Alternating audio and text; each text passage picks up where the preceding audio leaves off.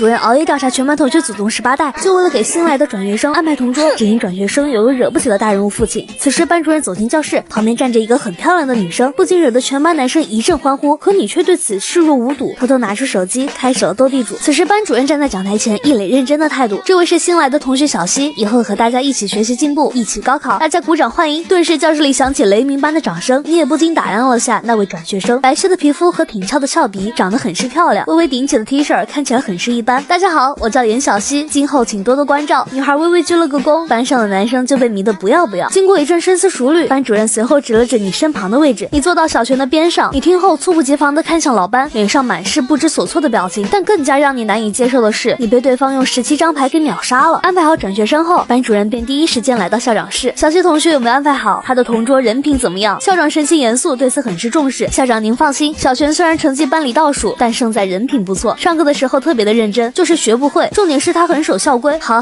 校长悬着的心终于放下，如释重负的长舒一口气。班主任很是迟疑，校长，这小西究竟什么背景，居然能把您紧张成这样？报奥数和物理竞赛都是全国第一第二，重点是他的父亲可是个惹不起的大人物。听完校长这话，班主任吓得一哆嗦，不行，等下必须找小璇谈个话，可千万别整出什么幺蛾子来。今天这节数学课你破天荒的在听课，只因你还没摸清楚同桌底细，为了防止他去老师那儿告密，只能装出认真上课的模样。而此时的小西呆呆的坐着，似乎对新环境还不太适应。其实对于早就拿到清北保送名额的他，读不读书其实不太重要。而你不停打量着身边的新同桌，感觉这个女生看着好像很漂亮的样子，但脑子不是很灵光。坐下来后就一直傻愣愣的呆在那儿。就在这时，小西手机震动一下，他拿出手机看了眼，随后低下头捧着手机快速编辑着内容，这让你有些喜出望外，原来是同道中人了。不过手法不是很高超，就他现在这个样子，台上的数学老师一眼就能瞧出端倪。手机不是这么玩的。正在打字的小西愣了下，便疑惑的看向你，而下一秒他就被眼前的一幕震惊了。只见你正认真的看着黑板，右手握着笔快速的摘抄，同时左手拿着手机在桌子底下单手操作，好厉害，竟然单手盲打9宫格。小西被震惊到无法言语。就当他还在惊讶于你单手盲打9宫格，你顿时把手机屏幕递到他面前。同学，你这样玩手机很容易被老师给逮到，玩手机第一要素是切记别低头。好通顺的一句话，关键断句还那么工整。见识过单手盲打9宫格，再看着上面这段内容，小西心里满满的佩服，同时还有一丝丝的感激。没想到同桌人还蛮好啊，谢谢，没事的。其实我还没等小西说完话，你猛地收回手机，这一切发生的过于突然的小西还不知道发生了什么。班主任来了，什么意思？小西望向教室外面，并没有看到任何人的影子。正当他要发出疑问的时候，忽然间一道身影窜了出来，这是领自己过来的班主任。不会吧，他是怎么知道班主任要来的？太诡异了。只因你拥有一个反内卷学习系统，每天只要摸鱼就能获得积分，只要积分够多就能抽奖或升级技能，这正是你的初始技能神经感知。这也是在你摸鱼的1个月里从未被老师或同学发现过的原因。随后你就被班主任给叫了出去。直觉告诉小西，这个男生绝对不简单。小璇，今天来的这位转学生，他可不是一般的人，你千万别在他的面前搞幺蛾子。你可一定要记住老师的话。你抿了下嘴，认真的回答，老师您放心，虽然我成绩不行，但我是个老实人。班主任欣慰的笑了笑，小西同学的成绩很好，你有什么不懂的地方就多向他请教。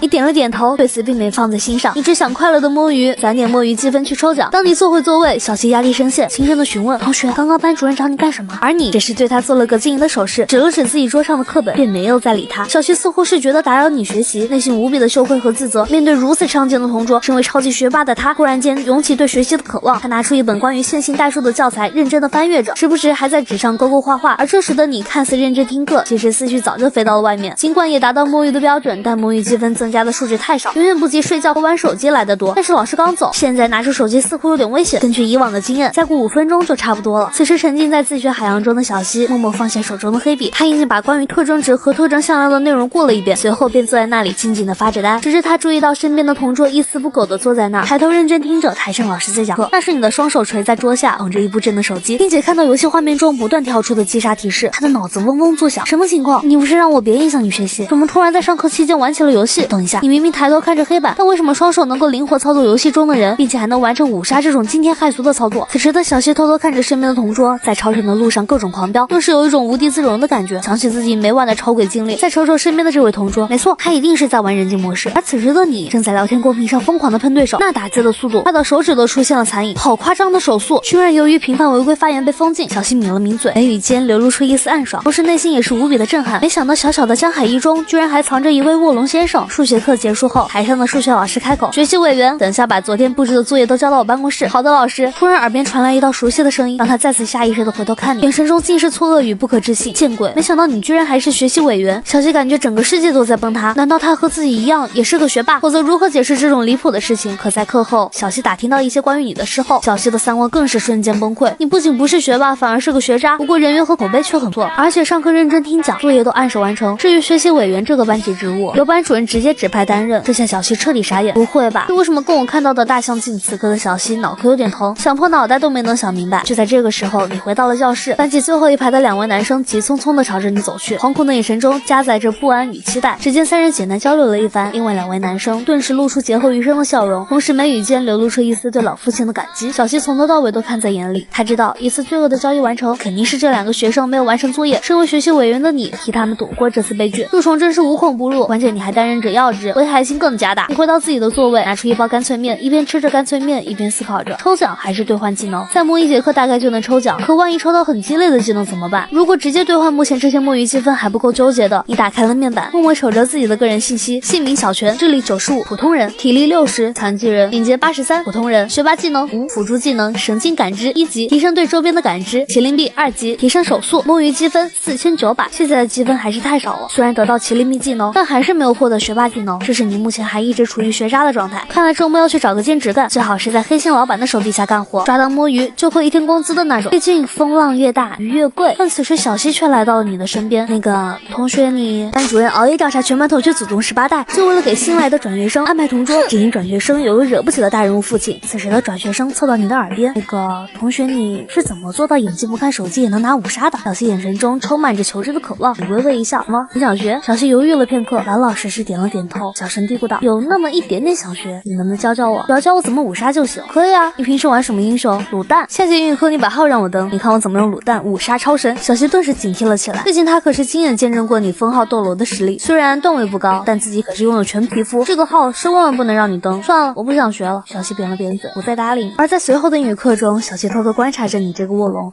看似在认真上课聚精会神的模样。